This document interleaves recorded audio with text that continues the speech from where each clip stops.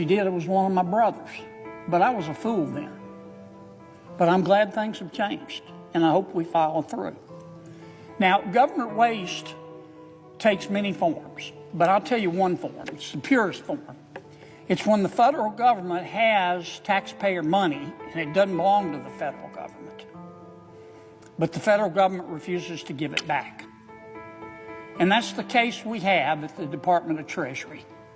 I don't want to be too hard on my friends at the Treasury because they've come around. It's taken 8 years, but they've come around. The Department of Treasury is holding $95 million, not 950,000, 95 million unredeemed and fully matured savings bonds. I'll explain what that means in a second. The value is $38 billion.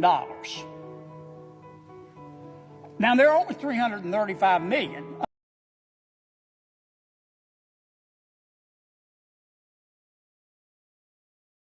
Americans. So this is probably not realistic, but if one unredeemed bond, if you assess one unredeemed bond to one individual American, that's 30% of our country. Now, what's a matured unredeemed savings bond? A savings bond, as you probably know, Madam President, is just a loan to the government. That's all it is. You want to invest your money and you want to help the government. Say you want to, in World War II, we sold a lot of bonds to help pay for World War II. You say give money to the government, and over a long period of time, usually 20 or 30 years, sometimes 10 to 15, at the end, you'll get back money plus interest. So it's not like a regular bond where you get quarterly interest payments. You give your money to the federal government takes your name and address, you get a piece of paper, and at the end of however long of a bond you buy, say 20 years, you get back your principal plus interest. A good example is there are all types of savings bonds, and I don't want to get too far down in the weeds, but let's take a double E U.S. savings bond. Okay, let's suppose I buy one. I go to the federal government, I give the federal government $200. They take my name, they take my address, they give me a sheet of paper. Used to they'd give you an actual bond, they don't do that anymore. And I say, great, I just invested $200. In 20 years, I can go back to the federal government and they will give me $400. My original $200 plus the interest. It's a great deal. It used to be parents would buy savings bonds for their children. And during World War II, government financed part of the war, selling savings bonds. There's just one problem with this scenario. I've known this for a long time. The federal government has $95 million, $38 billion worth of savings bonds over at Treasury. They have the names and they have the addresses of all of these people. And the people who are owed that money, many of them are dead. But when those bonds matured, they didn't come get their money. And you say, well, that's cool. That's okay. You know, if you gave them $200, it'll just keep earning interest. No, it won't. It becomes interest-free. If I buy a 20-year bond at the end of 20 years and I don't come get my principal and my interest, I don't get any extra interest. And for a long time, the Department of Treasury has had the names of these 95 million people or their heirs, and it totals $38 billion. So, naive as I was, I went to the Department of Treasury and said, you know, we need to give this money back to people. What's the problem? You got names, you got addresses. After a while, you didn't have to be Einstein's cousin to figure out they weren't going to cooperate with me. Now, finally, I want to give him full credit, I got Secretary Mnuchin's attention. I mean, I understand Steve was busy, wasn't a priority. But he directed his people to cooperate with me, and some of them did and some of them didn't. And then President Trump got defeated, and Secretary Yellen came in, and Secretary Yellen she tried to help, but a lot of her people opposed my idea. So I finally just went and passed a bill. I passed the Unclaimed Savings Bond Act, and I want to thank President Biden for signing it, directing Treasury to give people's money back. I mean, how hard can this be? Well, after I passed the law, I went to see the folks over there, and they said, well, there's a problem we didn't tell you about. All these records, these names and addresses are in storage, and they have to be digitized. They're just a mess, okay? They have to be digitized. I said, okay. I went and got the money put in the budget to digitize the records. And we've done that. About 97% of them have been digitized. And then Treasury said, you know, it's not really our job to go look for people. We can put up a toll-free number. I said, here's what we'll do. I want you to cooperate with the states. Every state has an unclaimed property program. What's unclaimed property? When a business or government, it's supposed to be the case, has your money and they can't find you, they can't keep it. If you go rent an apartment, for example, and put down a $1,000 deposit and you move, that apartment owner is not supposed to keep your $1,000. That apartment owner is supposed to turn it over to the state treasurer, and the state treasurer, all the state treasurers do a wonderful job. They put your name on a website, and people can go and look up and see if they have money. Every state has an unclaimed property program. I mean, it's old bank accounts, it's stocks, it's bonds, it's mutual funds, it's royalties, oil and gas royalty payments, it's health insurance proceeds, it's old tax refunds. And every treasurer, you can go to their website and put in your name or a friend's name and check and see if they have money. When I was state treasurer, I had the program, it's a long story, when I was state treasurer and even before then, when I was a state tax collector, we returned about $400 million to the people in Louisiana. Now, so there's an infrastructure set up.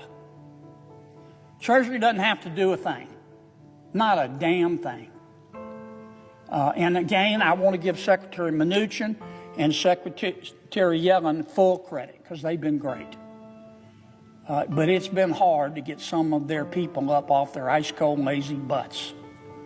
But we passed a law, we've got the records digitized, and my purpose of being here today is to try to tell folks after 8 years, we are going in this summer, in about 6 months, we're going to take all those digital records, names and addresses, and they're going to be sent to the state treasurer in every state. And the state treasurers are anxious to put the names and the addresses on their websites. They already publicize their programs. They're going to encourage their people to go to their state's website, and if they have an unredeemed, matured savings bond, or more likely their mom or dad did, or even their grandmother, and they can prove that they're the child or the grandchild, as the case may be, they can get the money. They can get the money. And I know some folks at Treasury are upset about me. They loved having $38 billion of taxpayer money sitting there on the books that they can use. But it's not right. You can call it waste if you want to. You can call it inefficiency if you want to. I don't care what you call it. It's not right. So this summer, I'll be back to tell you when we turn the program on, but we're going to send 95 million names out to every state treasurer in the union. They're going to start giving this money back. And I hope all people have to do is go to a website and check their name, and the treasurer will take it from there. And I want to thank Secretary Yellen, and I want to thank Secretary Mnuchin for working with me on this. I want to thank President Biden, and I want to thank President Trump. And I want to thank the people at Treasury who cooperated. And I'm sorry those who made it so difficult did, but we finally got it done. So thank you. I think I did that quicker than 30 minutes. And with that, I either yield to Senator Durbin. Well, he doesn't want to speak, so I suggest the absence of a quorum.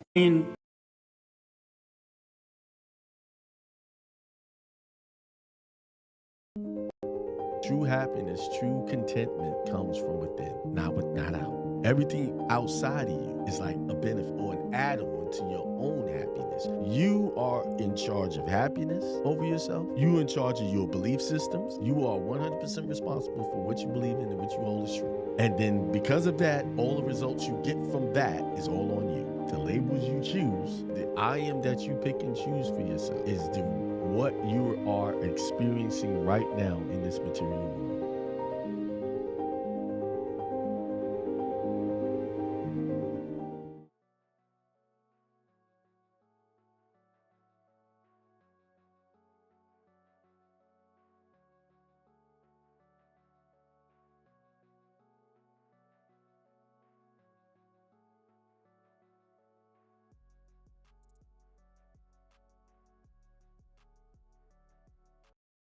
Test. Oh, there we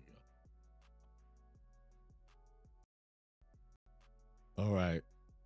You got to check it. I don't know. There's some glitch in this thing where it'll play. It won't. After a recording, I play something.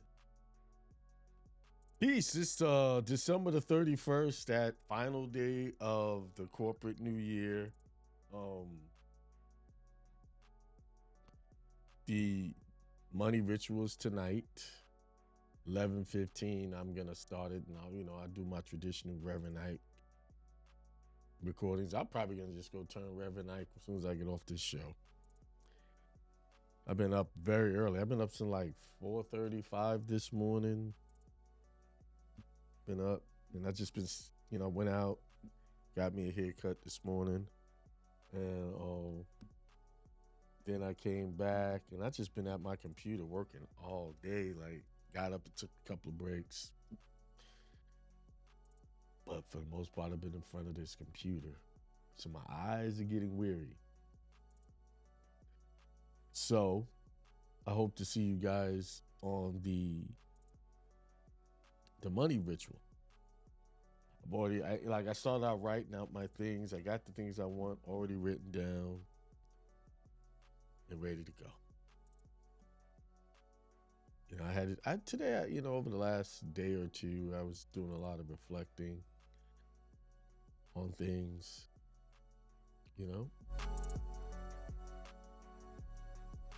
and I hope you've been doing the same thing, reflecting and kind of figuring out what you're gonna do this next coming year, or how you're gonna execute.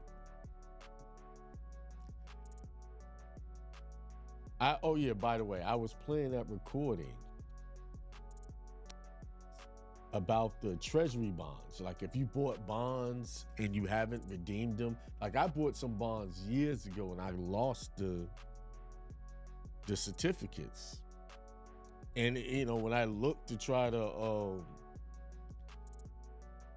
when I realized I lost them, to try to figure out how I could redeem them and find them, there was no resource. But now it is. I actually got the link where you can go in, put your information in, and you could find your treasury bonds and get them reissued, or if you want to claim them. Trying to find the website. I had it up. Let's see if this is it. Yeah, this is it. Like, you put your, like, here, you put your social, or you could put your name. You can search by name. And I'll give y'all the link in the chat. So, if you got some bonds out there that you thought you lost,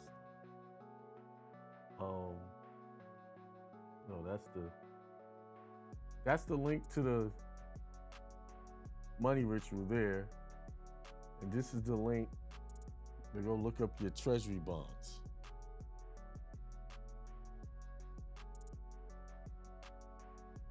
Get it. I bought some like it was a long. I know how shoot. I thought it's 18. I know they're at least 15 years old by now.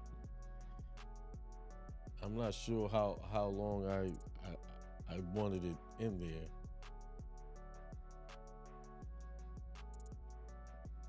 And you put your state in, name, state, or the social.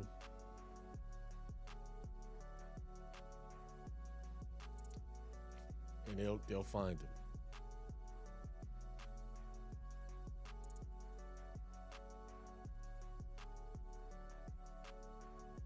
So he said they're connected to the state's website, so you can go look them up there too. In the what do they call that? The place where if you lose something or someone owes you money, they couldn't find you. Unclaimed funds. That's what it's called. So let's see.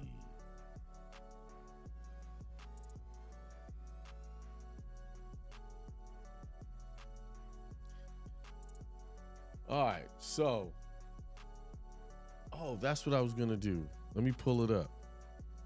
I was gonna pull up some cases. Where is it? Apparently, while I'm looking for what I'm looking for, apparently the Corporate Transparency Act is on hold again. I just found out yesterday. You don't have to file. It's on stay. Trying to find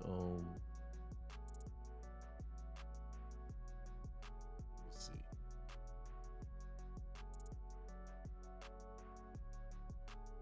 All right, there was a case I wanted to start reading.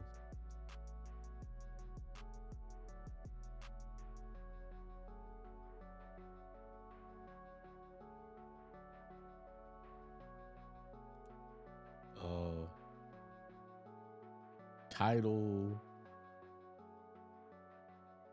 10.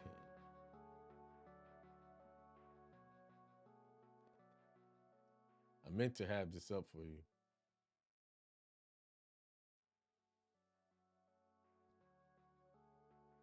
So so it must be title, I don't know Roman numerals, so hang on, let me see what this is.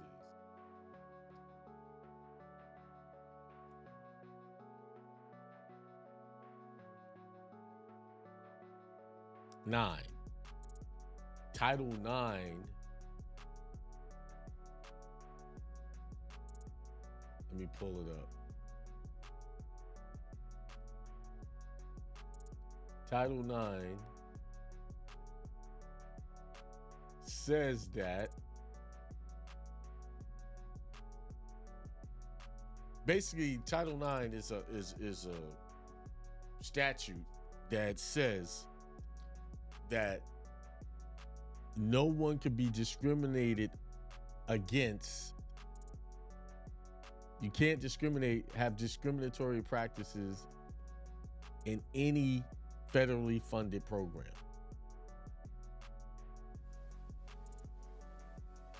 Why am I saying that? Why am I saying this why am I speaking on this? Because tomorrow I'm doing this webinar where I actually put together a lawsuit for fathers to go into court and sue in the federal government, sue the state for gender-based discrimination when it comes to child support. Y'all do realize that that's what's been going on all of these years. Men have been discriminated against when it comes to child support rulings. You go to court, you try to speak, they tell you to shut up, you can't even get your side out. And even in situations where the child is living with you, they still won't take you off child support.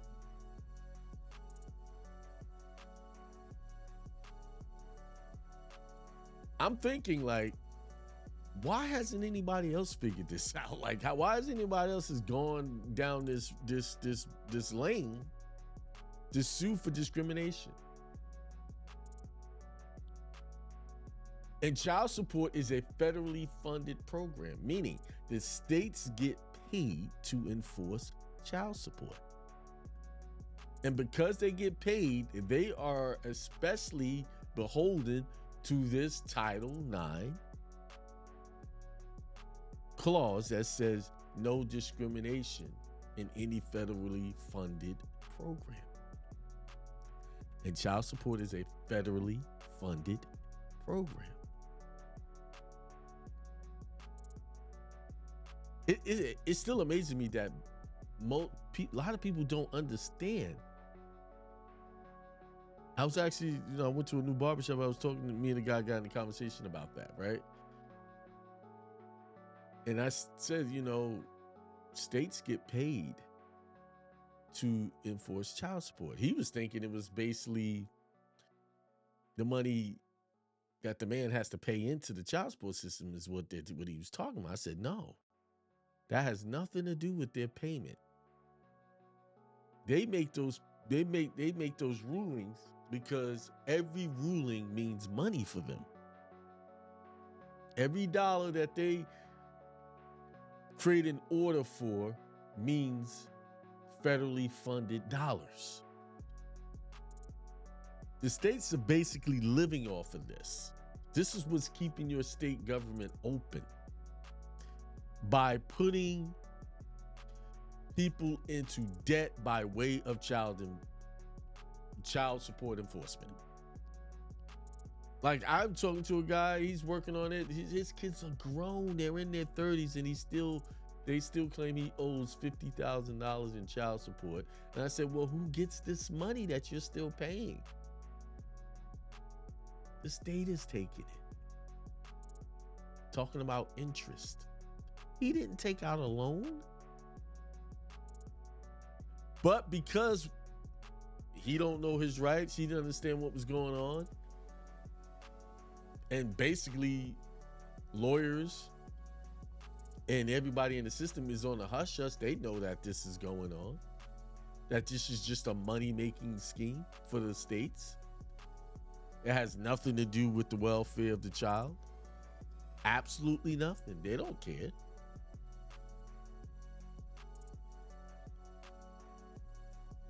This is why they love these people walking in saying, I want to file for child support, because I had to explain to them the actual act of walking in and filling out that paperwork. That paperwork you filled out can be redeemed for money. Every step of the way, there's money. Paternity tests, money. Child support petitions, money.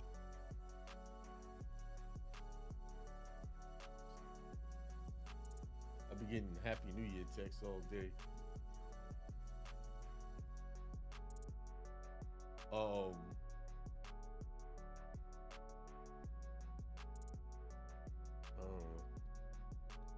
All day, Happy New Year's. People, they do the group thing. And, once one person does it, it's like, it's a roller coaster. And so I put together a lawsuit. It's kind of strong too. I kind of did it. It's powerful. It's powerful. Let me see. I got a couple of lawsuits sitting up here.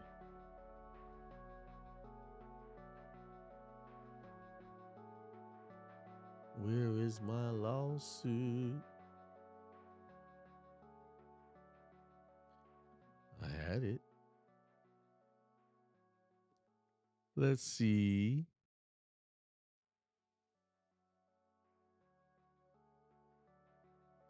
I know I know where it is. I created It's in my PDF files. I'm just gonna read a little snippet of this. Just a little snippet.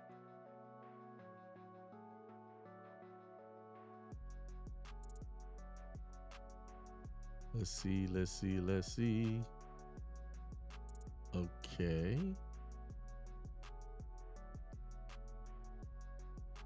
Let's read a little snippet.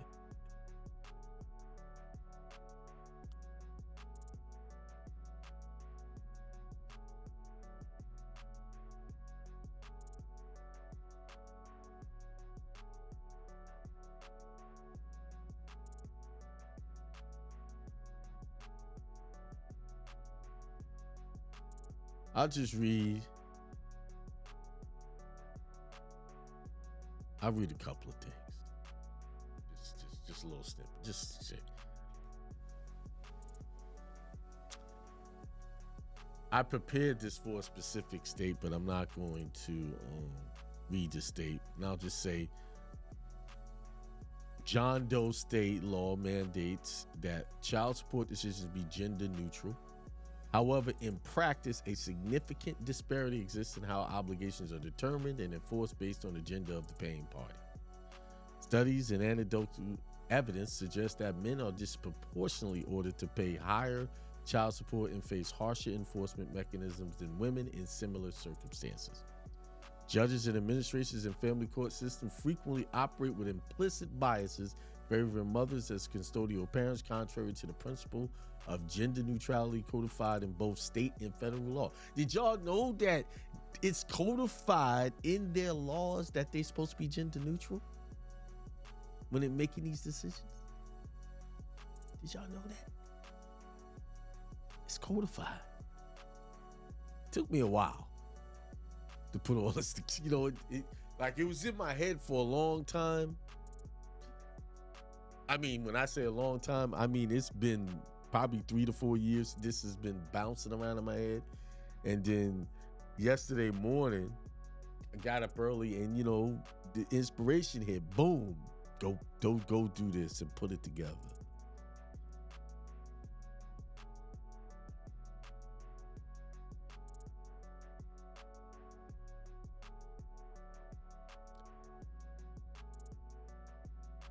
Title IX prohibits gender-based discrimination in programs or activities receiving federal financial assistance, including family court systems funded in part by federal child support enforcement programs. The family court system gender practices constitute unlawful discrimination under Title IX. Let me stop right there because I know I got some eavesdroppers. So what do y'all think? Y'all tell me what y'all think in the comments. I want to see what y'all think about this. Now, fellas, y'all gonna have to stand strong because this is not gonna be, just because this is a good suit that's been put together, doesn't mean you're gonna have a walk in the park. Because right now, you messing with their biggest moneymaker. They're generating billions of dollars just by off of child support orders. Billions. And see, what's crazy, I had this conversation some years ago with the woman who automatically assumed that just because a man is on child support, he was a deadbeat dad.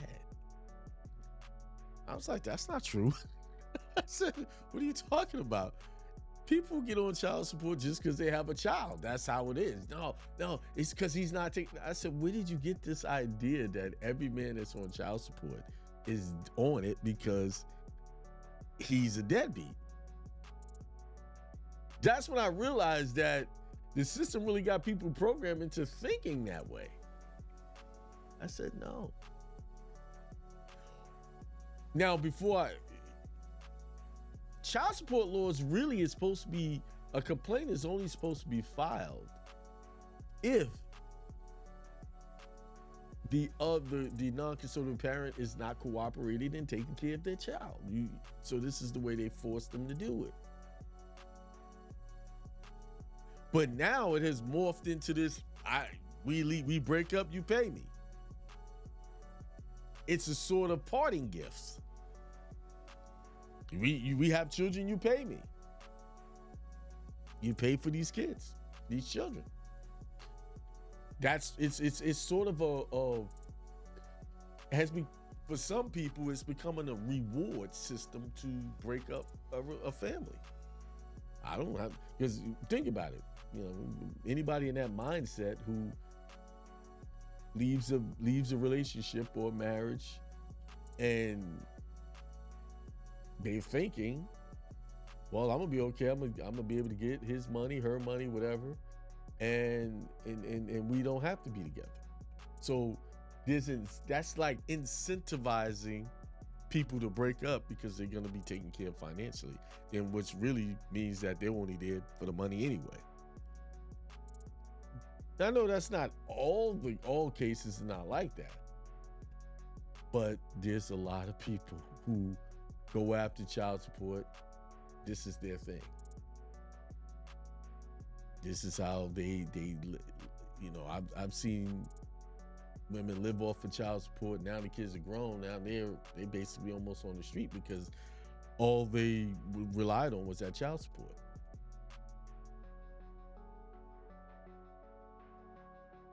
But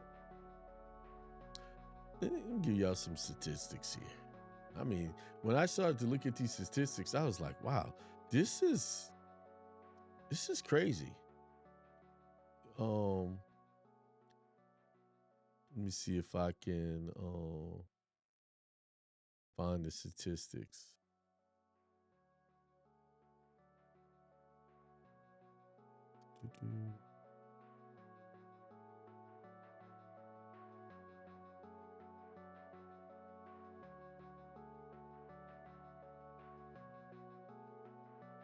All right. Oh, that's the corporate transaction. I know I had some statistics that showed you, and the statistics was just crazy.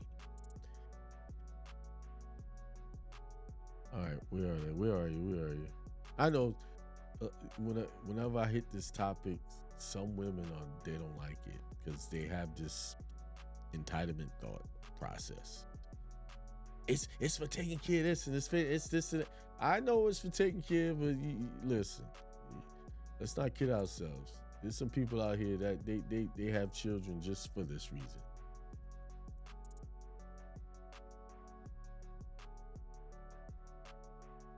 Where is my 85% of non-custodial parents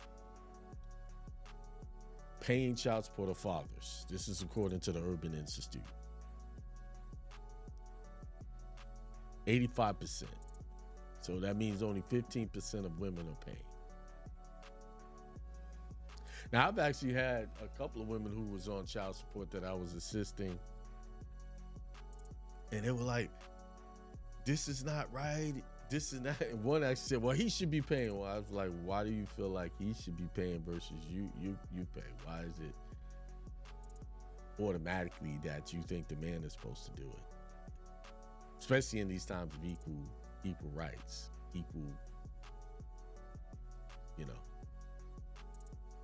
I didn't get a straight answer. I couldn't get an answer on that. I couldn't lock her into responding to that question. What is it that, for some reason, this court deemed you the one to pay? Right? You had to pay for some whatever reason. And that's when I realized what the husband had done differently than what most men don't do. He went and filed against her. He went in and filed for the divorce. He filed for custody. And he had everything well documented. Apparently, she went on a little trip with her side piece. And while she was on this trip, he went and filed for, I think it's called alienation of affection and then abandonment of the marital home. And he had a document. He went down to the police station and filed, got just a police report of abandonment, and just to have it on record, took that into court. And the judge that was presiding over it was a female judge. She slammed her. And he slammed her so hard, she came to me looking for help because someone referred her to me. And when I looked at everything, I was like, you're going to have a tough time fighting this. Some people you just can't help. But it was interesting. The attitude was, the entitlement attitude was, I'm supposed to have the kids. I'm supposed to be the one getting child support just because she was a woman. But why does she have this attitude? Because the courts systematically have given created this atmosphere, this entitlement atmosphere. Because when you look at child support, you really dig into the laws of it. Those decisions are supposed to be in the best interest of the child. Right? So, I'm just throwing this out there. Don't get mad at me about what I'm going to say, because it might piss some people off, but frankly, I don't care. If the father is the one who's got the income,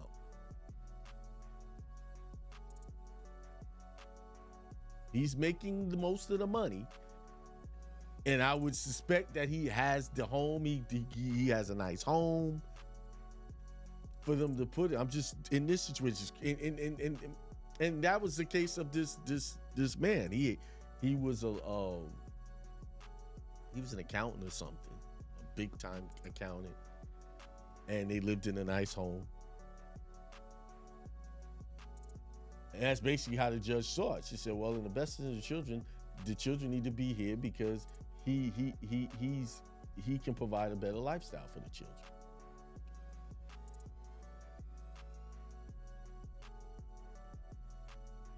And that's my point. If the father is able to provide a better lifestyle for the children in his home, why shouldn't they go there? But typically it doesn't work like that way. The woman has moved out of the marital home, or they leave. In other cases, they sue to keep the home. But a lot of cases I deal with, a lot of times the woman leaves and goes and get her own place, which is a downgrade to what she left, which she was leaving. And they still award her and put those kids in an environment that is not what they're not used to, and make him pay to the point where he can't even afford the home he was living in. I've seen like my cousin, he was practically living out of his car. He had to pay so much child support. He couldn't afford to have his own place. And that's another unfair treatment. They're supposed to look at all of your bills and look at your income and calculate that out so that you can be able to have a place to live at the same time. But they very rarely do that. They just look solely based on that income. And it's gross income, not net.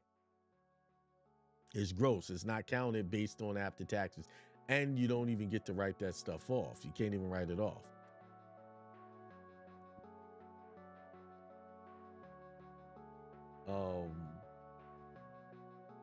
I was waiting for y'all in the chat. Tell me what y'all think about this lawsuit, because I know some of y'all been railroaded. Then I've known cases where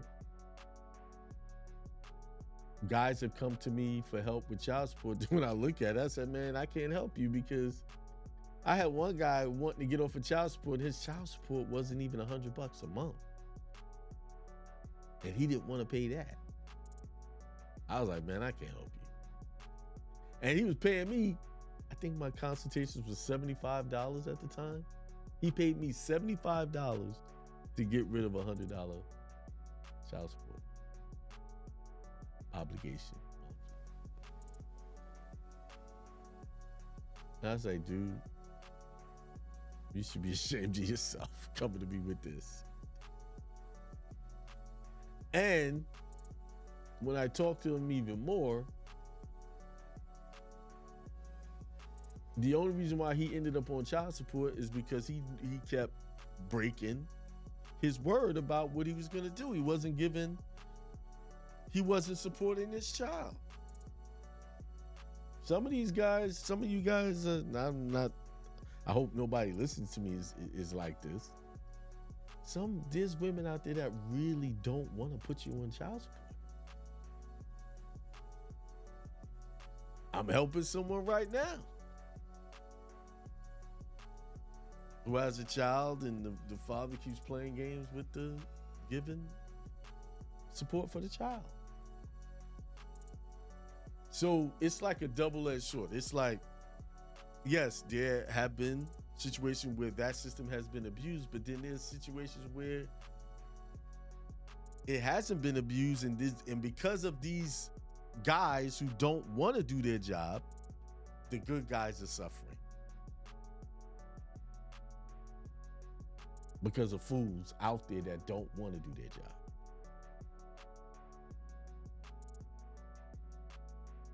I know in many circumstances there were situations where guys ended up on child support simply because they didn't keep their word.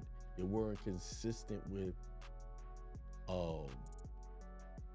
their obligations to their child.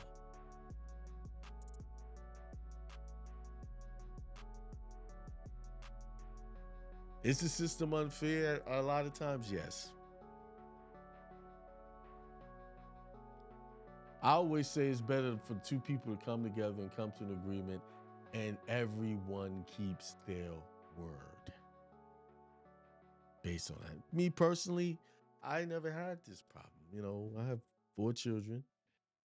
My oldest son was the only one I ended up in that child support court. That lasted a few years after, we got a little more mature and was able to communicate better. It was just, I didn't have to deal with that anymore. I don't know if I was just lucky, or maybe it was just my attitude that created an environment where the mothers felt comfortable with not having me go through that system.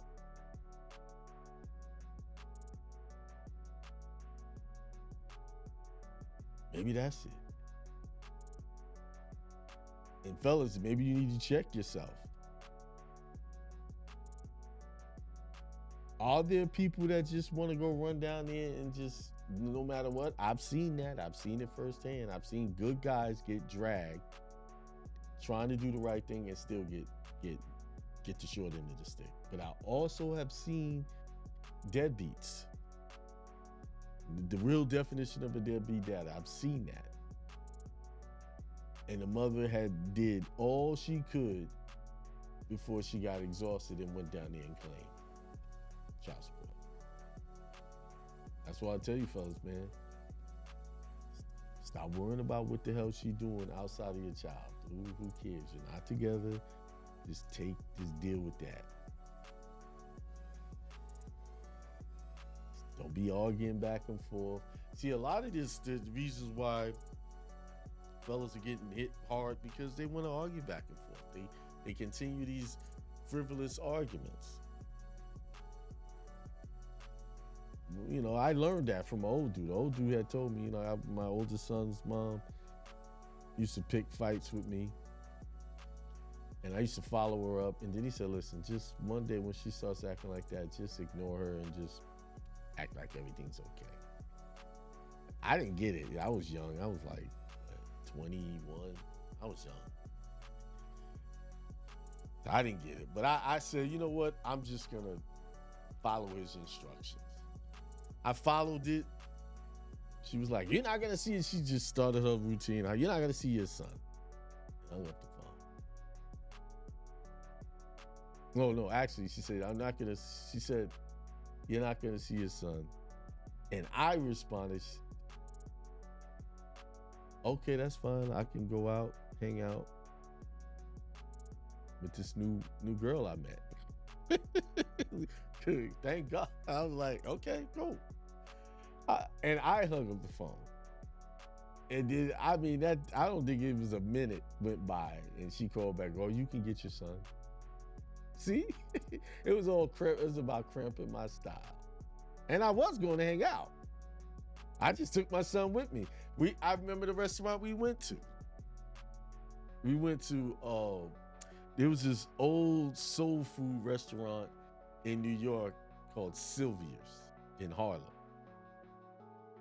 These are my two sons, Xavier and Javon, their mom. That's when I first met her. And we took my oldest son, Cameron, we took him. He was right there at dinner with us. I even remember what he was wearing. He was wearing a dungaree collared shirt, and I can't remember the pants, but I remember the shirt. Yeah, he was like, he was a little over 1 year old at the time. See, that's how I was. Listen, I didn't have a problem. I had done a lot of hanging out, like on the weekends, but before I had children. But once I had a child, had a son, all of that came to a halt. My partying all weekends, that was done. I was done with all of that. I got all the partying out of my system. And once he came into the world, it was all focused on him. You know, when my mom and them moved south, I drove with him. 12 hours from New York, Brooklyn, New York, all the way to Columbia, South Carolina. Stop at that rest stop to change diapers and to feed him. Alone. So when y'all fellas come with y'all excuses, I'm not hearing this. Because y'all can tell it to whoever. I ain't hearing it, okay? Because you can do what you need to do when you need to do it if you want to. So all these excuses, I got this, I got that. Yes, I had a full-time job. I had my own place. And when I took my vacation, when I felt like he was old enough to travel with me, which was shortly after he was 1 year old, I brought him south. So y'all fellas with all y'all excuses, y'all can't bring him to me, okay?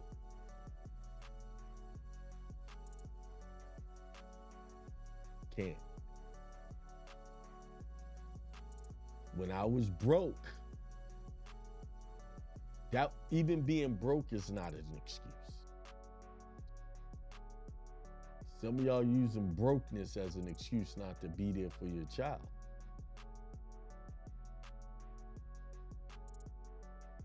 That's not an excuse. Because at the end of the day, that child still needs to eat and be taken care of, regardless of your brokenness or how much money you have. I know this young fella's right now going to the baby mama and saying, oh, I'm working on things, I'm not getting paid enough. And she's taking care of everything, giving him a chance. And as soon as she mentioned, this is a real life story, as soon as she mentioned she was taking him to child support, out of his mouth, the father actually said, I'm gonna give up my parental rights if you take me to child support. I was like, he don't care nothing about his son. Because no real man would say that. Because she was contemplating on not doing it. She was really torn about actually going to get the child support. And I said, you need to go. Go drag him. Because any man that could say that, let that fly out of his mouth because you're thinking about putting him on child support. And now this child is almost 3 years old. After the child's almost 3 years old, and giving you numerous chances to take care of your son, and then you say that? Oh, drag him. See, I don't. I only child support I'm against when it's unfair. When it's in an unfair situation.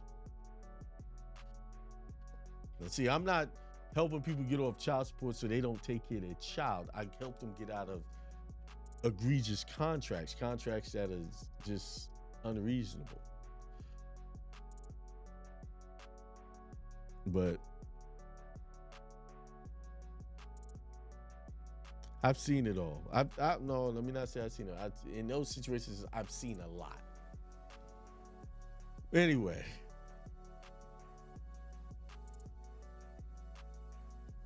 Somebody said, why is the last show? It's the last show of the year. I forgot. I didn't put, this is my last show for 2024. 2024. I'm still here.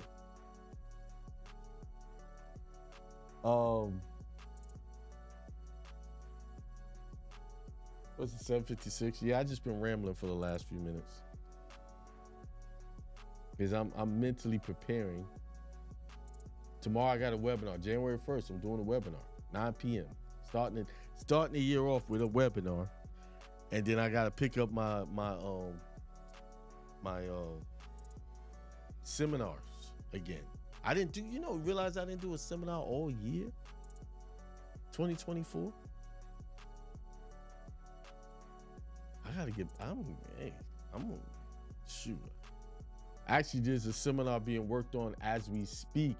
I won't disclose where and how, where and when, because it's being worked on. When I get the details, I'll let you know.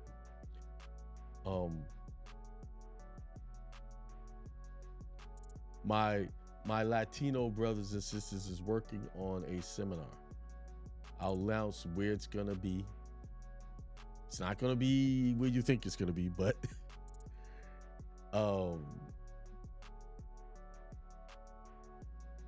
because I got some information, some stuff I have put together, worked on, and it's ready.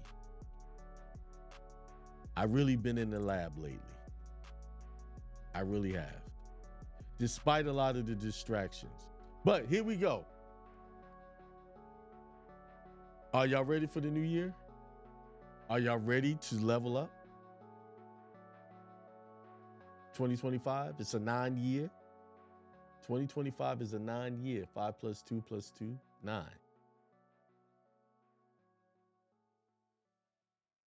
This is the year. I also believe that this year, 2025, this coming year, there are going to be some political challenges. January 6th is the actual Electoral College election. That's where they're going to determine who the president is going to be. Oh, I know. They voted for Donald Trump. He's the guy, right? He is the president-elect. But it's not official until those electoral colleges people meet and actually do the vote. So just let's just say, just for the sake of being crazy, what if they go in there and vote for Kamala Harris? Although on TV they had you thinking Donald Trump's going to be the president. What if they do that?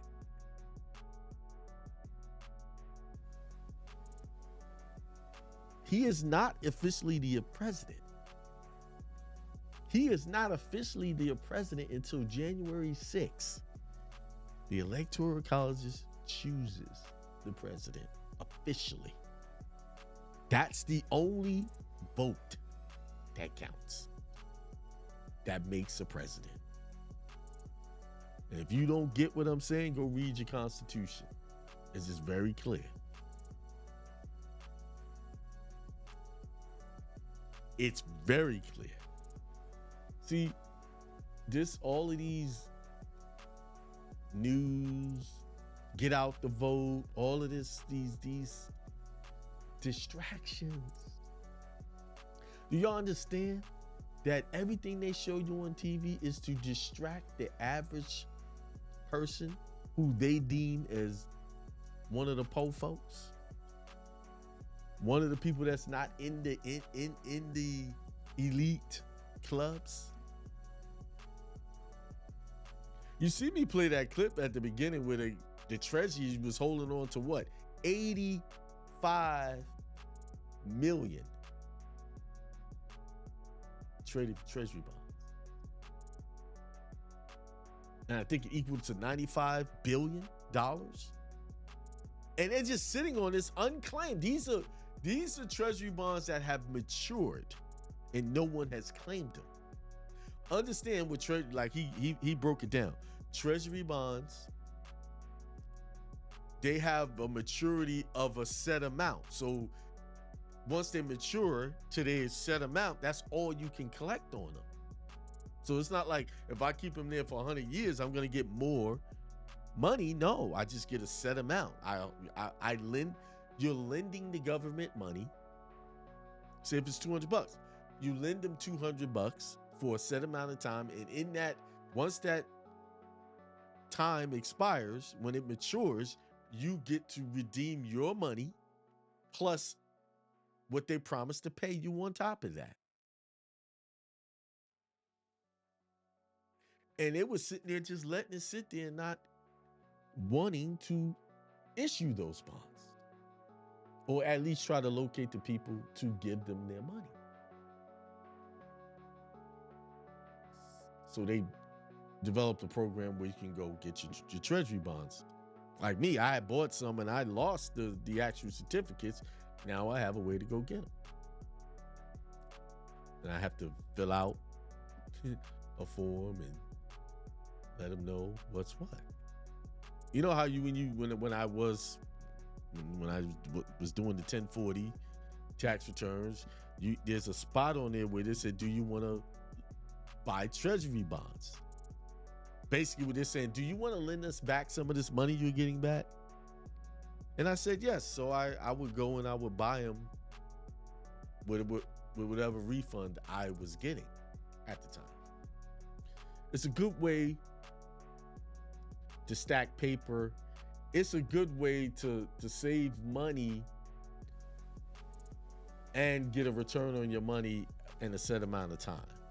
And you don't have to buy a whole lot, a little over time, and this stuff adds up. People would do that over the years, and then they would cash those things out when their children get old enough and send them to college with that, or give their kids some money to set them up. But back to what I was saying, are you ready to be better next year than you are this year? To be better off?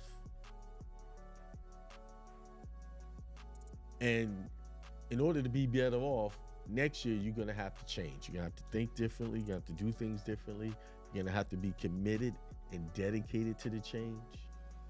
You can't allow every little obstacle to push you back. And one of our biggest obstacles is just plain procrastination and laziness. Right? I would say that's one of the biggest obstacles for most people. And I know it was a challenge for me. Just staying focused. And you have things that distract you. Like I said, I was sitting here writing on some things that I want, that I will make happen next year. I'm removing some things and adding some things. And it's funny when your vibration of your mind is in a certain way, all kind of things pop up to help you.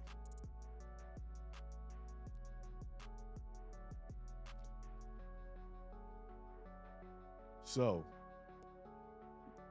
it's 8:04. I'm gonna end this talk right here, right now. Just want to do one last show before 2025 get here. And I'll be honest with you, I'm ready to go take a nap.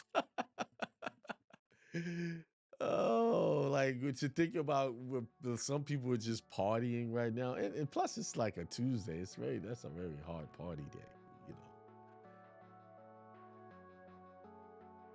You know, only the rookies out there driving around and party, man. Most people, the non-rookies are home just chilling because that's where it's safe because a lot of wild stuff going on. What if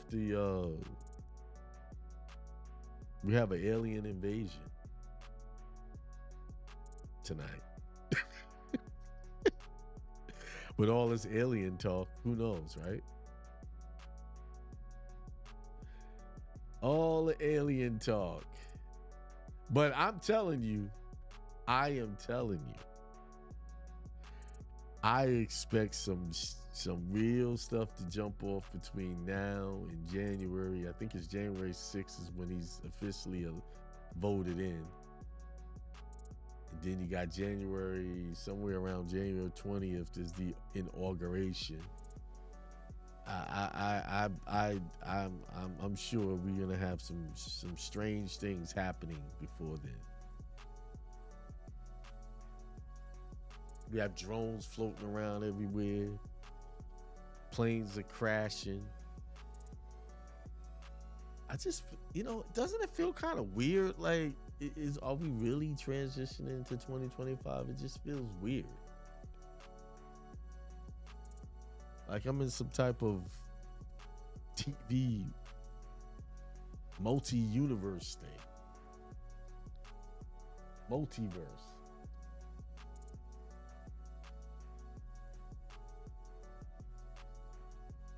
I know some people some of the haters when they put, oh, this is his last show. Because I noticed there was a lot of people on. I said that might have been some of the haters who hoping it was my last show. Yes, it's my last show for 2024.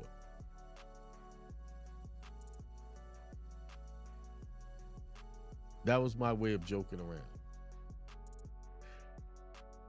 All right, y'all. So I hope you got your parchment paper. I'm writing mine on parchment paper. My linen cotton fiber paper. Write mine on that. I'm changing it up this year. You could do paper bag, parchment paper, resume paper, whatever you have. You're gonna write down what you want.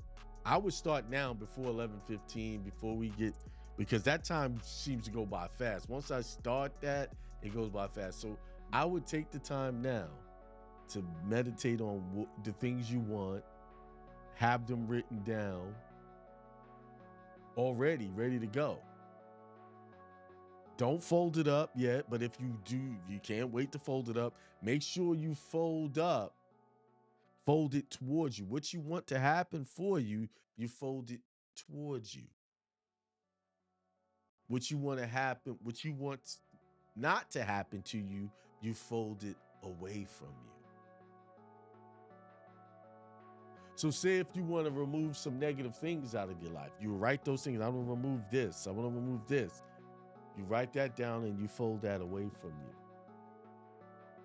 And you sign your contract. You sign it, fold it away from you. And then midnight, we're going to burn that. Make sure in a well-ventilated place, you have your spot prepared. You don't want to burn down the house. You don't want to get sick from smoke inhalation. So just be mindful of that. All right.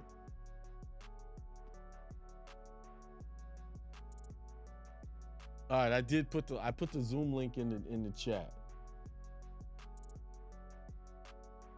Somebody said Twilight Zone. Yeah, it feel like the Twilight Zone. They really do. Like some of the stuff I'm hearing on the news, you talking about drones, aliens. I think this is stuff I was watching on it. This is when they have the Twilight Zone marathon. I need to go find it. I used to watch those. I like Twilight Zone. Yeah, New Year's Eve is when they do the Twilight Zone marathon. What channel though? Is it the Sci-Fi channel?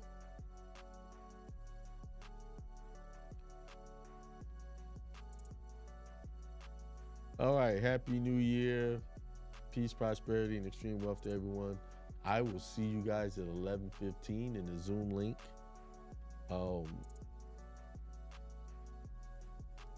And I'm gonna open up. Well, it's already open. My Telegram channel is open, so I'm gonna go pop on some Reverend Ike and leave him running.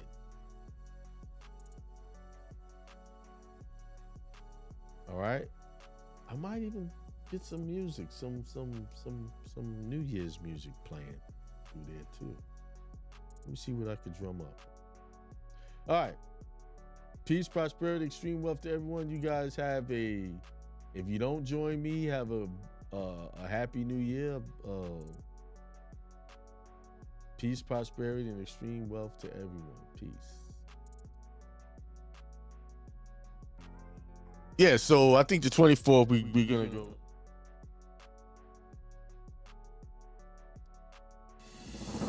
See, anything you have fear of, you are making it your God. Because God didn't give you the spirit of fear. That's clearly said in the Bible. He didn't give it, you give yourself that by choosing false gods. See, false God is not just a golden calf that you worship. A false God is when you get into a situation and you think that situation is bigger than God. That becomes your God in that moment because you think this situation is more powerful than the God that gave you life.